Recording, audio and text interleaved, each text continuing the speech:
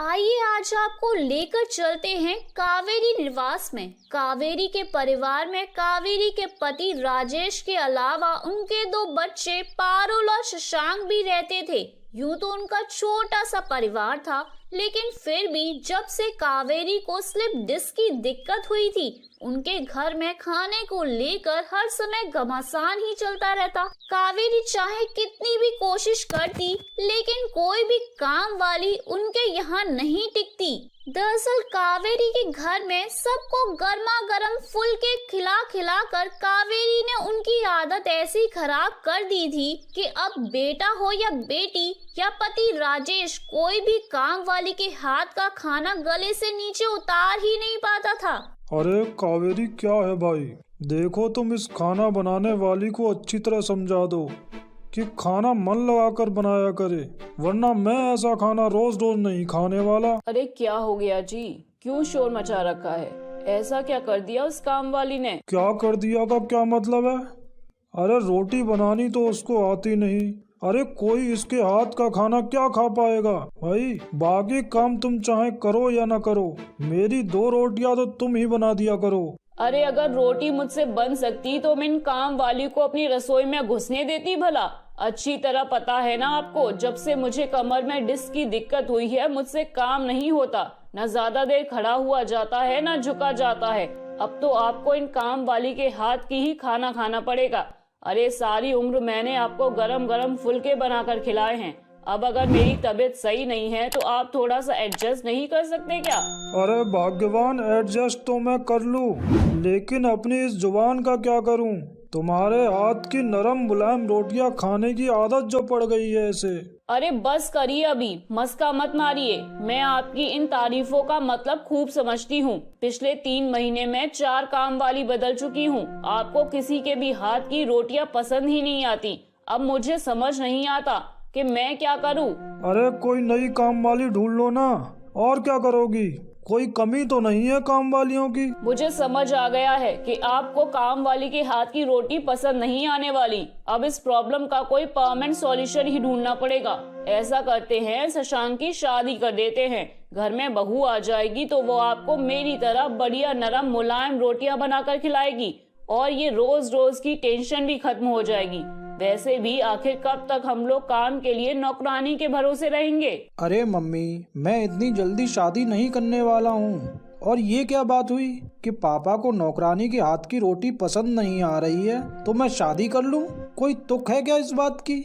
और मान लो अगर मैंने शादी कर ली और मेरी बीवी को रोटी बनानी नहीं आती होगी तो आप लोग बहू ला रहे हैं या नौकरानी? हाँ बेटा, इतने सालों से जब माँ रोटी बनाकर खिला रही थी तब तो गर्मा गर्म रोटी बहुत अच्छी लगती थी। तब कभी नहीं कहा कि माँ तुम रोटी क्यों बना रही हो, तुम माँ हो या नौकरानी। हाँ, अब इनकी बीवी जो अभी तक आई नहीं है, उसकी रोटी बनाने की बात आई तो नौकरानी हो गई। अरे बेटा, ये तो सदियों से चली आ रही रीत है। हमारे देश की औरतें चांद पर भी क्यों ना पहुंच जाएं, तब भी घर आकर खाना तो बनाना ही है। अब मुझे ना ज्यादा 3 4 5 नहीं चाहिए। जैसा हमने जीवन भर घर संभाला है, हमें बहू भी ऐसी चाहिए जो आकर हमारे घर को संभाले। हमें नहीं चाहिए कोई रॉकेट चलाने वाली, हमें बहू चाहिए बस जो हमारे घर को संभाल ले और ये नौकरानियों की रोज रोज की टिक टिक भी खत्म हो जाए। बेचारा शशांक विरोध तो बहुत करता, लेकिन अपनी माँ कावेरी के आगे उसकी एक नहीं चलती और जल्दी ही कावेरी अपनी पसंद की एक सुंदर होनहार घरेलू लड़की देखकर उसकी अपने बेटे से शादी कर देती है। शादी के बाद मैंने तुमसे कहा था कि कोई ढंग की काम वाली रख लो, लेकिन तुमने कहा कि बेटे की शादी कर लेते हैं, बहू ले आते हैं, फिर वो रोज गरम गरम नरम नरम रोटियां खिलाएगी। अरे मैं पूछता हूँ, कहाँ है वो नरम और गरम रोटियां? ऑफिस में जब खाने के लिए टिफिन खोलता हूँ तो टिफिन में रखी हुई रोटियां इतनी सख्त हो चुकी होती हैं कि न तोड़ने के लिए छेनी हथौड़ी की जरूरत पड़ती है।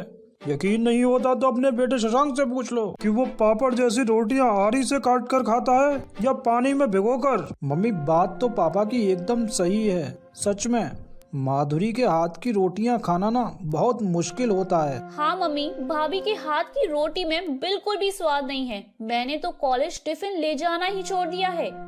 अच्छा ठीक है, मैं बहू से बात करती हूँ।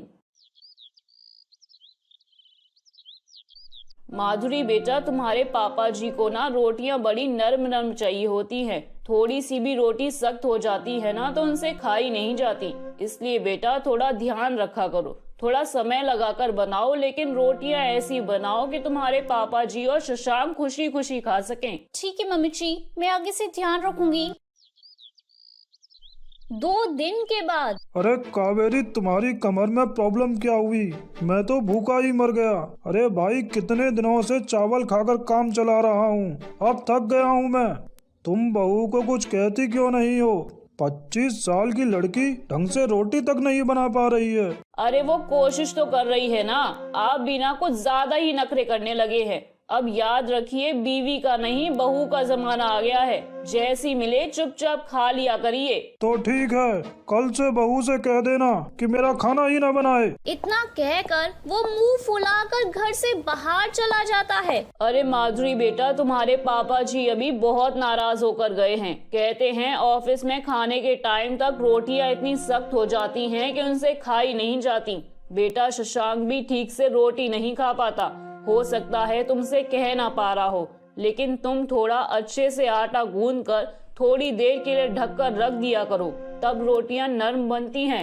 अरे यार, ये क्या ड्रामा है, रोज रोज रोटी की शिकायत। अरे भाई, मैंने बीबीए किया है, ढाबे पर रोटी बनाने की डिग्री थोड़ी ना ली है। जिस दिन से शादी होकर इस घर में आई हूँ, सब मेरी रोटियों में कमी निकालती जा रही हैं। अरे मुझे लगता है इन लोगों को बहू नहीं, रोटी मेकर की जरूरत थी। बेचारी माधुरी सास की बातें सुनने के बाद अपने कमरे में बैठकर कुकिंग वीडियोस देखने लगती है। आज तो मैं भी रोटी सॉफ्ट करने का सीक्रेट ढूंढ कर ही रहूंगी। अरे वाह, ये तो बहुत अच्छा है कि अब से मैं भी ऐसा ही किया करूंगी। अगर आटे में मैदा डालने से रोटी नरम बनती है, तो मैं भी आज से मैदा डालकर ही रोटी बनाऊंगी।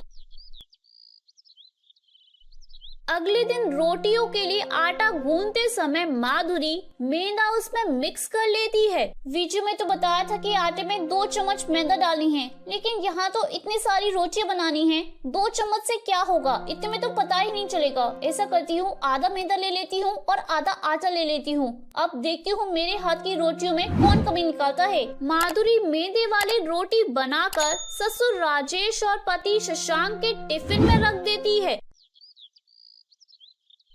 कुछ दिनों बाद। पापा जी, अब तो आपकी रोटियां सख्त नहीं होती ना, अब तो आप आराम से खा पा रहे हैं ना? अरे बेटा, आज तो तूने ऐसी रोटियां बनाई थी कि मुझे तो मजा ही आ गया।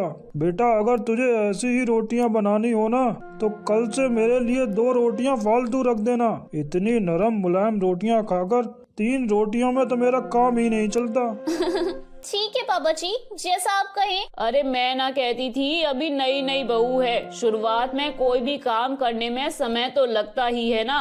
अब आप ही देख लो, ऐसा हाथ सेट हुआ है बहू का कि मेरी बहू की हाथ की रोटियां खाकर कोई वाह वाह किए बिना रह नहीं सकता। हाँ मम्मी, रोटियां खाकर तो आज ऑफिस में मेरे दोस्त भी तारीफ कर रहे थे। कह रहे थे इतनी सुंदर सफेद सफेद नरम रोटियां देखकर तो मुंह में पानी आ रहा है। अरे भाई माधुरी, तुम तो छा गई।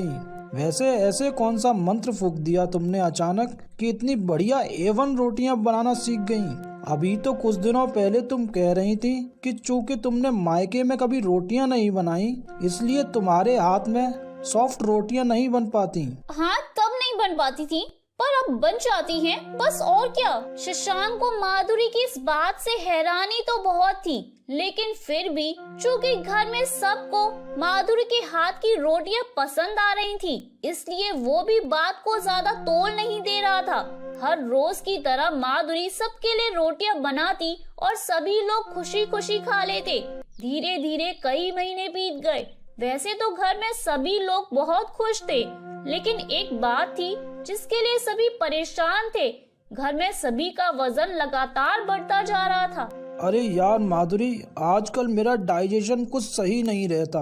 पता नहीं, ऐसा लगता है जो भी खाओ हजम ही नहीं हो रहा। जबकि मैं तो बाहर का खाना भी नहीं खाता। अब घर का बना खाना खाकर भी बंदे का हाजमा खराब हो जाए तो इससे बुरा और क्या होगा। अरे तो हाजमोला खा लो ना, आपका हाजमा दुरुस्त हो जाएगा। नहीं नहीं यार, हाजमोला से कुछ नहीं हो रहा। पता नहीं, मेरा वजन बढ़ता ही जा रहा है। लगता है कोई बीमारी हो गई है मुझे। अरे क्या अनाप शनाप बातें करते हैं आप भी। बीमार हो आपके दुश्मन, आपको कुछ नहीं होगा। वजन बढ़ने से क्या कोई बीमार होता है? देखिए वजन तो मेरा भी बढ़ रहा है और मम्मी जी पापा जी सबका बढ़ रहा है, तो क्या हम सब बीमार हैं? हाँ, ये तुमने राशन के लिए लिस्ट दी है ना, उसमें लिखा है 5 किलो मैदा। पिछले कई महीने से मैं तुम्हें ऐसे ही मैदा लाकर दे रहा हूँ। अरे भैया करती क्या हो इतने मैदे का?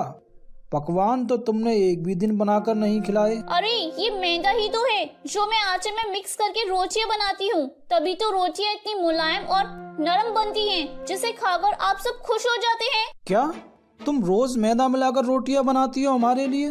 तभी मैं सोचूं अचानक से घर में सभी का वजन कैसे बढ़ रहा है और इसी कारण मेरा पेट खराब रहने लगा है। अरे यार तुम पढ़ी लिखी हो अनपढ़?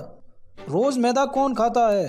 अगर तुम्हारा ऐसे ही चलता रहा ना तो हम बहुत जल्द अस्पताल पहुंच जाएंगे। अच्छा, और जो मैं इतनी मेहनत से गेहूं की रोटियां बनाया करती थी तो आप सब लोग मुझे ताना मारा करते थे। अरे कोई कितने दिनों तक सुनेगा आप लोगों की बातें? आप लोगों की बातें सुन सुनकर मैं तंग आ गई थी और मैंने YouTube से रोटी सॉफ्ट बनाने की ट्रिक देखी और फिर उसके बाद से उसी ट्रिक से मैं आप लोगों को रोटियां बनाने लगी। अरे महारानी हाथ जुड़वा लो, हमें नहीं खानी ऐसी सॉफ्ट रोटियां जिन्हें खाकर हमें कुछ दिनों में ही घर की जगह अस्पताल में रहना पड़े।